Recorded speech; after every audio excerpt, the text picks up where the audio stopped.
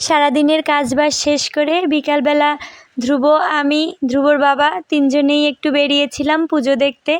আজ গ্রামে মানে হচ্ছে শ্বশুরবাড়ির গ্রাম, সেখানে একটু শীতলা পুজো আছে, তাই সেখানেই যাব সকাল সকাল। তাই জন্য খুব ভোর থেকেই ব্লগটা শুরু করছি। এই যে বন্ধুরা, এখন সকালে স্নান সেরে এখন যাচ্ছি তুলসীতলায়, জল নিয়ে নিয়েছি। এই যে অন্ধকার ঘর, যেহেতু কারেন্ট নেই সকাল থেকেই, পুজো শেষ করে চলে এসেছি রান্নাঘরে। একটু আটাটা টিকে নিচ্ছি, যেহেতু বর্ষাকাল এই জন্য একটু টিকে নিচ্ছি, যেহেতু যদি পোকা হয় তাহলে সেটা দেখা যাবে। তা দেখলাম যে না, আটাটা ঠিকই আছে। আটা মেখে ঢেকে রেখে জায়গাটা পরিষ্কার করে নিচ্ছি। ওদিকে একটু ডাল বসিয়েছি সেদ্ধ, ডালটা হয়েছে নাকি দেখব। ডাল সেদ্ধ বসিয়েছি, ডালটা হলে ডাল রান্না করব আর পরোটা করে নেব। ডালটা একটু বাকি আছে সেদ্ধ হতে। ওদিকে ডাল সেদ্ধ হচ্ছে, আটাগুলো ভালো করে মেখে লেচি করে নিচ্ছি। পরোটা বেলে নিয়েছি, তারপর তাওয়া গরম করে একটু ঘি দিয়ে দেব, সামান্য একটু ঘি দিয়ে পরোটাগুলো ভেজে নিচ্ছি। পরোটাগুলো ঘিতে ভাজবো আর কয়েকটি রুটি করে নেব। অনেকগুলোই লেচি হয়েছিল, সবগুলো পরোটা করব না, কয়েকটা পরোটা করব, কয়েকটা রুটি করব। এই যে পরোটাগুলো একে একে ভেজে নিচ্ছি। সকালে পরোটা আর হচ্ছে ডাল, এটাই সকালে খাবো সবাই মিলে। আজ ধ্রুবর বাবাও বাড়িতেই আছে, সকালবেলা থেকেই কোথাও যায়নি, ঘরেই রয়েছে।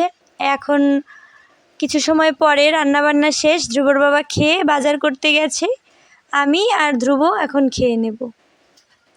রুটি নিয়ে নিচ্ছি আর পরোটা নিয়ে নিচ্ছি, ওকেও খাইয়ে দেব, আমিও খাবো।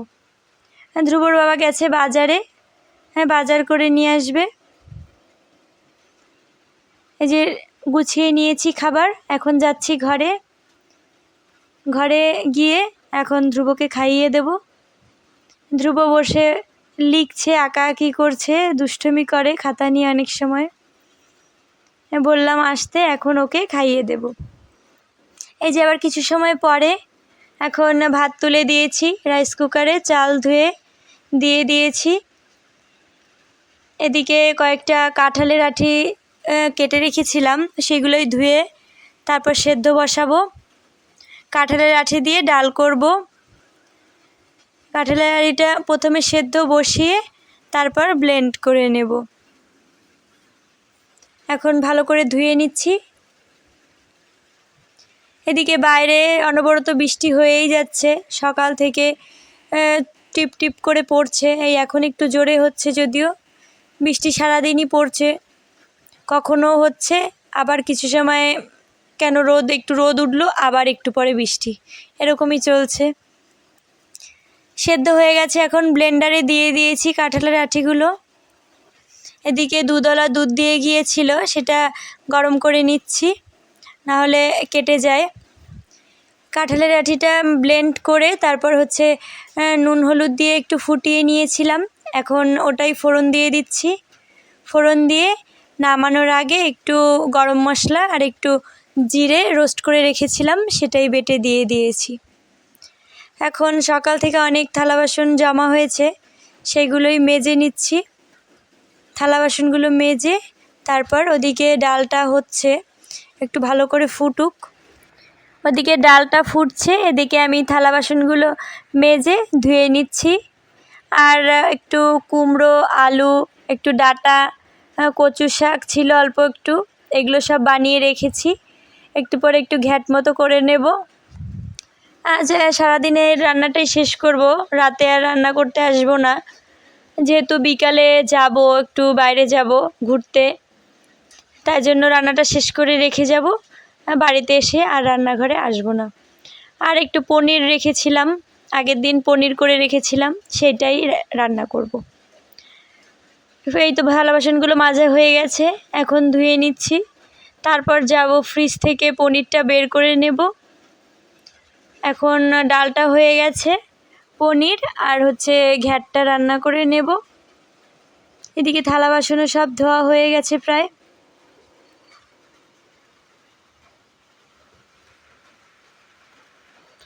বাইরে অনবরত বৃষ্টি হচ্ছে, যেহেতু বর্ষাকাল সবসময় বৃষ্টি টিপ টিপ করে পড়ছেই, বাইরেও যাওয়া হয় না। বিকালে আগে একটু বেরোতাম, এখন বেরোনোও হচ্ছে না অনেক দিন। ছেলে একটু খেলতে যেত, আমিও সাথে একটু ওর সাথে যেতাম। এখন কতদিন হয়ে গেছে বাইরেও বেরোনো হয় না, তাও আজ একটু ঘুরতে বেরোবো। এই যে এখন পাঁচফোড়ন তেলের পরে দিয়ে নিয়েছি, এখন সবজিগুলো দিয়ে নাড়াচাড়া করে রান্নাটা করে নিচ্ছি। একটু চাপা দিয়ে রেখে তারপর কচু শাকটা দিয়ে ভালো করে নাড়াচাড়া করে নিচ্ছি।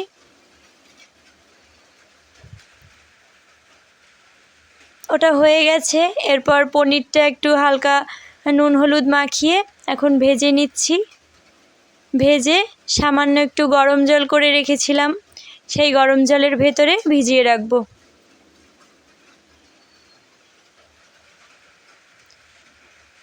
পনিরটা তুলে নিয়ে এই যে গরম জলে ভিজিয়ে রেখেছি, এদিকে আলুটা ভেজে নিচ্ছি। আলু ভেজে তারপর মশলা দিয়ে কষিয়ে নেব। পনিরটা রান্না করে তারপর চলে যাব ঘরে, ছেলেকে স্নান টান করিয়ে নেব। রান্না প্রায় শেষ হয়ে এসছে, এখন ঝোল দিয়ে দেব।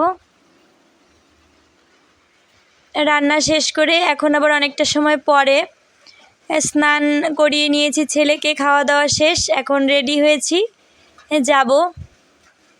এই যে বেরিয়ে গেছি আমরা, ছেলে ওর বাবার সাথে বেরোচ্ছে, আমি পেছনে। এখন আমরা যাচ্ছি, ওর বাবা গেছে ভ্যানের খোঁজে। এই যে ভ্যানে উঠে পড়েছি। চারিপাশে অনেক সুন্দর লাগে দেখতে। প্রায় 30 থেকে 40 মিনিট সময় লাগে ভ্যানে করে যেতে। আর দুপাশে এরকম সুন্দর রাস্তা, গাছপালায় ঘেরা পুরো রাস্তাটা, এত সুন্দর লাগে। তার মধ্যে হালকা হালকা বাতাস, খুব ভালো লাগে। এই যে আকাশটাও অনেক সুন্দর লাগছে, যেহেতু বর্ষাকালের দিন তো পুরো বৃষ্টি এসে যেতে পারে আবার যে কোনো মুহূর্তে, তাই ছাতা নিয়েই বেরিয়েছি। এই যে দুপাশে ঘের আছে, মানুষের মানে মাছের ঘের, এই জন্য নেট দিয়ে ঘেরা। চলে এসেছি আমরা। এই যে ধ্রুব এসেই দুষ্টুমি শুরু করে দিয়েছে। যারা ঢোল বাজানোর জন্য এসেছে ও তাদের সাথে গিয়ে ঢোল বাজাচ্ছে।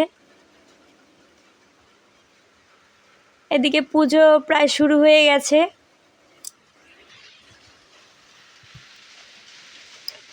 গ্রামের একেবারে শেষ প্রান্তে মন্দিরটা, এই যে ঠাকুর।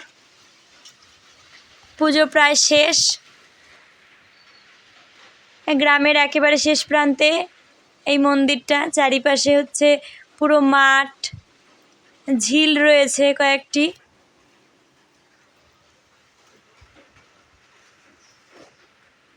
এই ব্রাহ্মণকে একজন হেল্প করে দিচ্ছে কাজে, সবাই ঘুরছে। এদিকে পুজো শেষ হলে তারপর সবাই প্রসাদ পাবে। এই যে সবাই বাইরে দাঁড়িয়ে সব পুজো দেখছে, কেউ বসে গল্প করছে।